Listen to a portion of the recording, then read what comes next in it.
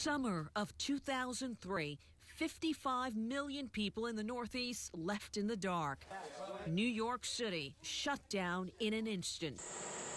A blackout because of a failing electrical grid. Summer of 2012, Hurricane Isaac pounds southeast Louisiana and knocks out power to thousands in our area, leaving many in the sweltering summer heat for days. But what if you had to live with no power for months or even years? I can't even fathom something like that. It would be hard. It'd be hard to cook stuff, to get anywhere, to keep in touch with anybody. However, going dark nationwide is a real possibility. National security experts say the entire U.S. electrical grid is not protected from what they say is the most significant threat to the U.S., an EMP attack.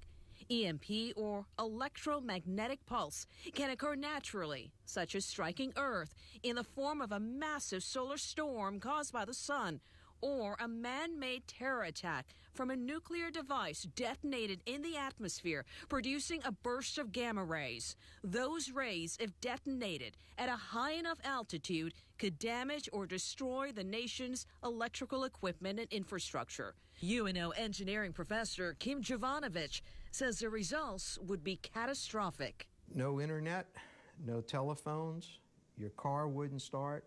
You'd have no power in your home for a long period of time. The professor says an EMP attack could leave the U.S. in the dark for more than a year because transformers damaged during a severe attack are manufactured outside of the U.S., taking a lot of time to repair.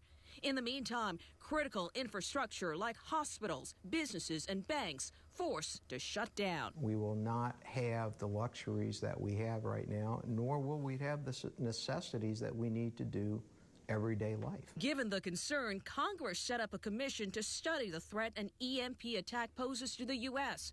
That commission recommended immediately spending billions to upgrade the grid. Their research also estimates 9 out of 10 Americans would die after an attack with no access to electricity in that first year.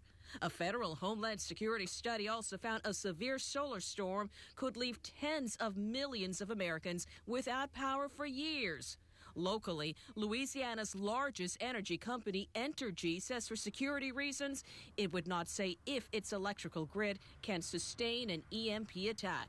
But Dr. Peter Pry, who heads a congressional task force on national and homeland security, says it's hard for energy companies or Congress to deny the vulnerability of the U.S. electrical grid. The Congress knows it's not protected from the work of the Congressional EMP Commission and subsequent major studies that were done, because we were able to go in and look at what has been done and what has not been done by these companies. Former CIA Director Jim Woolsey says even the Russian and Chinese governments upgraded their electrical systems. However, he says federal government agencies continue to bicker over who is responsible for it. The Homeland Security Department points at the Pentagon and says, well, this is mainly a military problem, so it's their problem.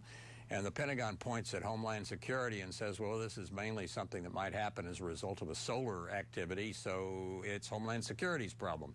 And you find these two government bureaucracies pointing a finger at one another. NASA says it's just a matter of time before the world gets hit with a significant solar storm. The most recent one hit Quebec, Canada in 1989 and left millions in the dark for 12 hours. As for a man-made nuclear EMP attack, the commission says that's a concern with more countries trying to acquire nuclear weapons. There's another big concern about nuclear EMP attacks. The commission members say right now the U.S. military has no strong warning system in place to detect a ballistic missile coming in from the Gulf of Mexico or a way to stop it. So they say if someone were to use a freighter in the Gulf to launch such an attack, by the time we see it, it would be too late. They point to this 2013 discovery, a North Korean vessel inspectors stop in Panama after it left Cuba. On board, military weapons, including a surface-to-air missile system hidden under tons of sugar. Given the lack of congressional action, the security experts are turning to state governments. Recently in Baton Rouge, some of those security experts met with energy and state leaders like Public Service Commissioner Eric Skrmeta about the EMP concern. I just don't see it as being in the immediate probability issue. Instead, Skrmeta says his focus is stopping cyber attacks. He says the state is now conducting a study to learn about the vulnerabilities of Louisiana's electrical system and will take all into consideration. If we become subject to that type of threat in a real and reasonable way, we'll absolutely take whatever actions necessary. Louisiana U.S. Senator David Vitter applauds any state initiative, but says it's a national issue and finding money to pay for the electrical upgrades should be a federal priority. At least the 2008 estimate from the EMP Commission was about $2 billion to make a significant impact.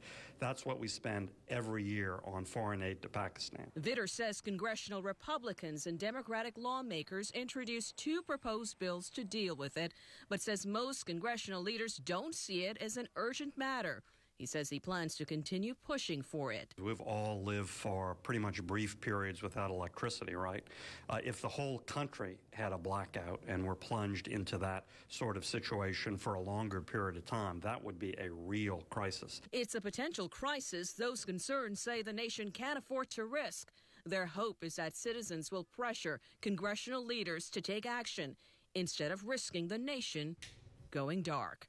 Liz Reyes, Fox 8 News.